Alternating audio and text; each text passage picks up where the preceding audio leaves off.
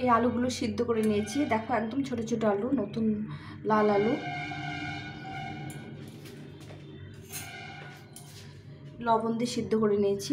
আলুগুলো একটু ফুটো ফুটো করে নেব এভাবে।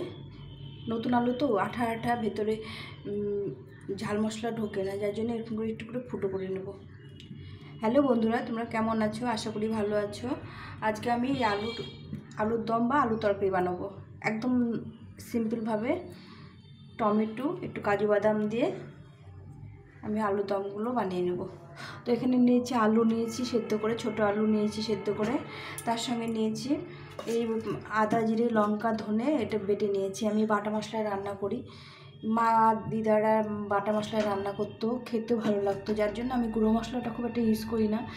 আর এখানে নিয়েছি কাজু আর চারমগজ বাটা নিয়েছি, আর একটা টমেটো, বড় টমেটো কুচি করে নিয়েছি। রান্নাটা করব, দেখো একদম সিম্পলের মধ্যে, কিন্তু রান্নাটা খুব ভালো লাগে খেতে। এভাবেই এখন শীতের দিন নতুন আলুর তরকারি, মানে দম বা তরকারি যাই বলো তোমরা, খেতে খুব ভালো লাগে। ভাত দিয়ে, রুটি দিয়ে, পরোটা দিয়ে খেতে ভালো। রান্না করছি, তোমার সঙ্গে থাকো। কড়াইটা গরম হয়ে গেছে, এখন একটু তেল দিয়ে দেবো।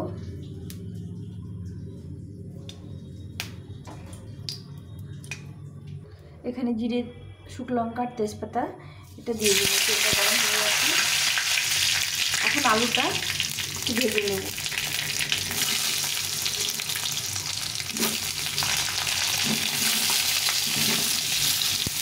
ছোটো বড় দুরকম আলু দিয়েছি।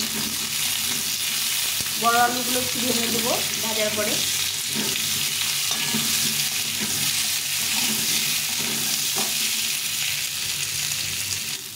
এই আলুটা ভাজা ভাজা হয়ে গেছে, একটু লাল করে ভেজে নিয়েছি। এখন এই আদা জিরে ধনে বেটে রেখেছিলাম, এই মশলাটা দিয়ে দেবো।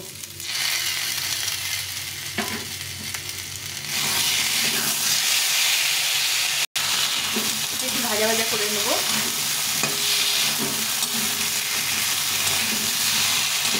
মশলাটা কষিয়ে নেব একটু। এই বড় সাইজের আলুগুলো একটু কেটে দিয়েছিলাম, এভাবে করে কেটে দিয়েছি।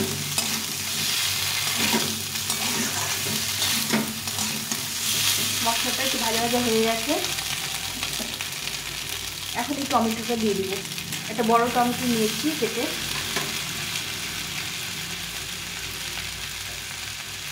দিয়ে টমেটোর সঙ্গে লবণ, পরিমাণ মতো লবণ। আমি সেদ্ধ করার সময় একটু লবণ দিয়েছিলাম, যেটা আলুটার মধ্যে ঢুকে যায় সেদ্ধ করার সময় লবণ দিলে।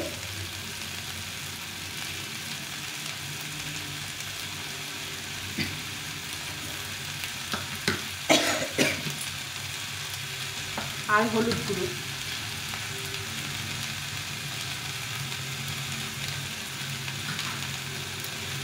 দিয়ে এই মশলা দিয়ে বাটির জলটা দিয়ে দিই, দিয়ে একটু ভালো করে কষিয়ে নিচ্ছি।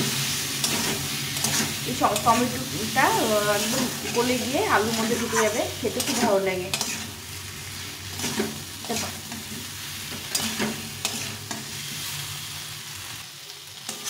আলুটাকে এইভাবে কষিয়ে নেবো ভালো করে। দেখো টমেটোগুলো একদম গলে গেছে।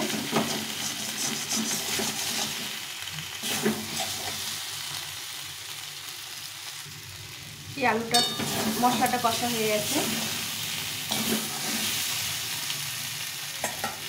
এখন এইখানে চারমগজ আর কাজু বাদাম বেটেছি, এটা দিয়ে দিলাম।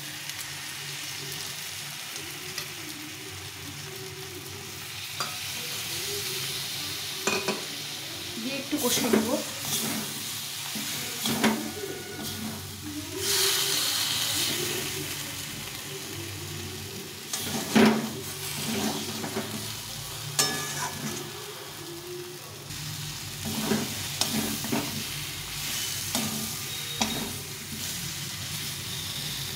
কষানো হয়ে গেছে, মশলা থেকে তেল ছেড়ে দিয়েছে। দারুণ একটা সেন্ট বেরিয়েছে। এটা করে আলুর দম খেতে এত ভালো লাগে।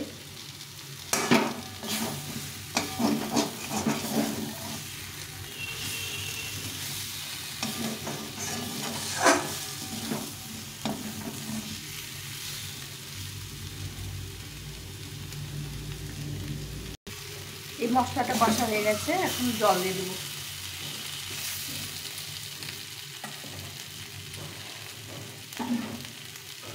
এই জলটা ফুটিয়ে রেখেছিলাম, এই জলটা দিয়ে দেবো।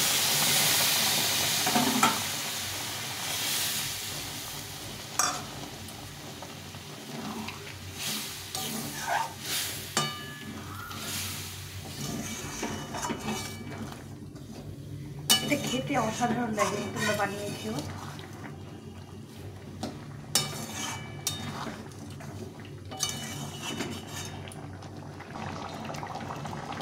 এখন এখানে স্বাদ মতো মিষ্টি দিয়ে দেবো, একটু মিষ্টিটা বেশি দেবো। একটু নিরামিষ তরকারিতে মিষ্টিটা বেশি ভালো লাগে।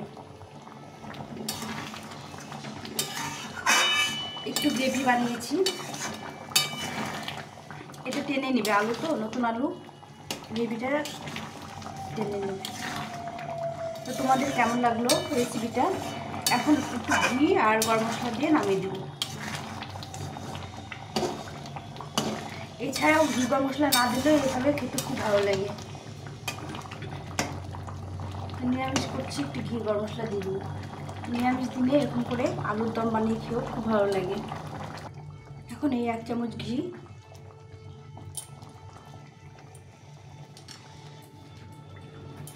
আর সানরাইসে গুঁড়ো গরম মশলা দিয়ে নামিয়ে দেবো।